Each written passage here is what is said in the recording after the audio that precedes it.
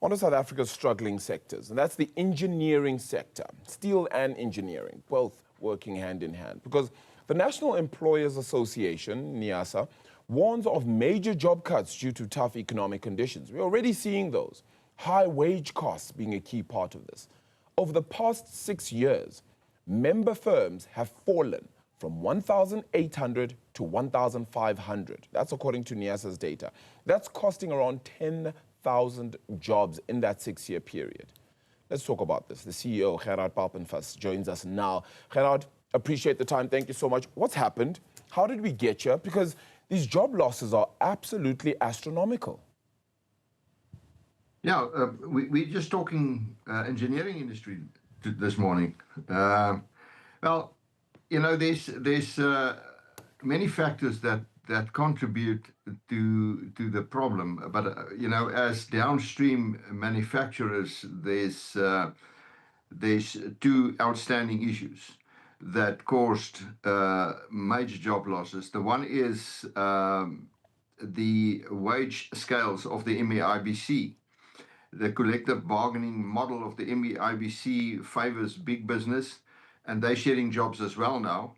But it's absolutely hammered the downstream. That's the engineering industry, steel industry is the most expensive industry in terms of wages.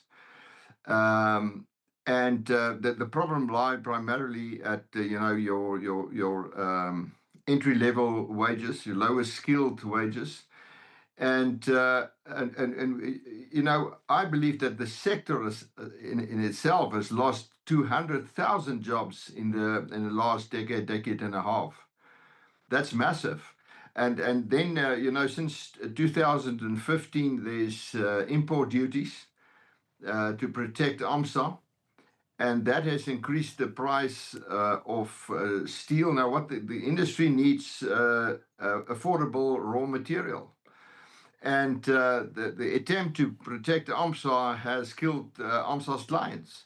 And now it's come back to bite AMSA. So, you know, the industry doesn't grow. That's it. We just cannot grow. The industry is in decline. You know, when AMSA says they're closing Van der Bijl Park and Vereniging, the long steel plant, that's big news because it's apparently 3,500 direct jobs, which, you know, if you look at all the people depending on these workers, as well as the indirect jobs, I mean, it may be tens of thousands of jobs that will be affected. But what is not great news, but what is devastating is the continuous leakage of jobs in every company. Every day, companies are laying off workers every 100%. day, 10-year, 5-year, and so on, and that's thousands. Gerhard, I mean, and we're just going to put up a graph on our screen now to just talk about, and this is just some of the job losses that are happening in steel and engineering this year. That's 2025, right? You have ArcelorMittal, as you've just been speaking about, with 3,500. Goodyear spoke a little bit earlier. That's tire manufacturing, so it's not necessarily steel and engineering, but it is still within that sector, which means it takes away from the downstream work of steel and engineering anyway. So 900 jobs gone there. It impacts on steel. 100%. Ford Motors, nearly 500 jobs lost there. Glencore, mining company, which means that steel and that manufacturing from raw material, also 3,000 jobs lost there. The big question somebody would ask, though, is this a purely South African thing? Is it just happening here, or are there greater issues that are being faced within steel, within engineering, within metals, within mining, globally? Well, as far as steel is concerned, there is an oversupply of steel in China, and I mean it is indeed impacting the whole world. But here's the complex issue. If there is cheaper, or more, let's not call it cheap steel, because it's not cheap steel. It's good steel. It's more affordable. It's just, you know, there's a different process, but if you don't make use of that cheaper steel, your competitor will. So South Africa is protecting AMSA with, in some cases, duties beyond 50%.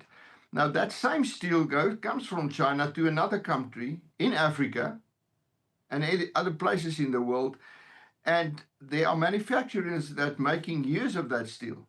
Now, the moment you do that, but you protect your own downstream, or not you to protect AMSA, that impacts on the manufacturer that buys that steel, and that impacts on his competitiveness. So our export is virtually killed. Our manufacturers can no longer, just cannot compete with our competitors that gets that steel. So that's very complex. You protect the upstream. What we need is, what the downstream needs is cheap, affordable raw material, but protection on the final finished product. And the South African government often has that the other way around. Yeah. So it is a global problem, that is so, but we need to adapt, because the affordable steel from China is a fact, whether you like it or not. I mean, it would have been wonderful if we could make that steel, and if AMSA could provide the market at a price competitive with what China can produce, then it would have been wonderful. But we don't have that. So the downstream now get it both ways, because the manufacturing process is very expensive, and now people are importing. I mean, if you travel from Pretoria to Johannesburg or Tambo, you're seeing these big warehouses along next to the road. That's where manufacturing has gone to in South Africa. People are importing finished products, and that is devastating for jobs. We are industrializing at a huge scale, and there's other reasons for that. That's not only steel and jobs. The price, the level of wages and steel, that's not the only reason. There are other reasons as well. So somebody would say then, because, and here's the other graph, right? In terms of, I think it's the last 6 years, in terms of the members you've had, it's gone from 1,800 businesses, which carried 65,000 employees, to around 1,500 businesses now with 55,000 employees. So that's at least 10,000. That's just in terms of your own members. So is this meant to be a policy shift that we should have had in place here, where we should have actually been thinking, we may be losing at the bottom end, but maybe we've moved up the product cycle or the supply chain, meaning we're now doing more finished goods. We're now creating other industries. We're now upstream a little bit more. Is that happening at the very least? Or is it just a case of we're losing these jobs and we're losing them completely, and that's it? Technology has nothing to do with it. Yeah, you know what? We live in a changing world. There's no doubt about it. I mean, everything is changing, and the technology brings other opportunities, but there's other challenges coming. Now, you know why, while we have better equipment to do jobs better, what are we going to do with the people that we need to employ? Now, I don't think our industrial policy is simply not correct. We just don't get it right. The scale in which we're currently losing jobs is disturbing. Now, that carries with it the potential of huge socioeconomic unrest. I mean, we can't afford to carry half of our, and even more of our population. We cannot afford having half of our population sitting idle. We cannot. It doesn't matter from what angle you view this you cannot have as a country. And I believe there's a political agenda that drives these things instead of a pure industrial policy, pure and clean. Look at it and say, how are we going to treat this thing?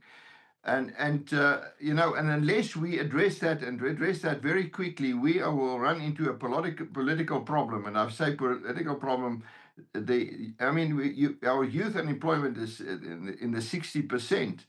Now, if you don't give people hope, and if they don't find a job, and there's so much meaning in going to work in the morning and coming home at night and earning a living, The state cannot replace that with a grant. Never. First of all, you can't reach that level of replacement. But when we deny people that meaningful living, looking forward, caring for your family, making a contribution for your children, the moment you take that away, you create a massive problem in a society. Yeah. And now we already have that problem. And